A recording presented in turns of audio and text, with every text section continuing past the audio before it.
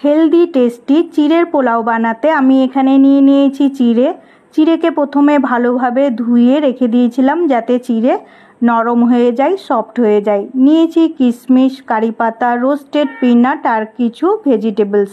কড়াই গরম হয়ে গেলে তাতে আমি অ্যাড করে দিয়েছি 1 teaspoon organic cold pressed sunflower oil. তারপরে অ্যাড করে দিলাম ভেজিটেবলস। এখানে আমি দিয়ে দিয়েছি আলু, গাজর, ক্যাপসিকাম, পেঁয়াজ, কাঁচা লঙ্কা, কারি পাতা। সমস্ত ভেজিটেবলসগুলোকে হালকা করে সটে করে নিয়েছি লিড দিয়ে ঢেকে। তারপরে অ্যাড করে দিয়েছি সল্ট, চিড়ে, অ্যাড করে দিয়েছি কিশমিশ, পিনাট বাদাম।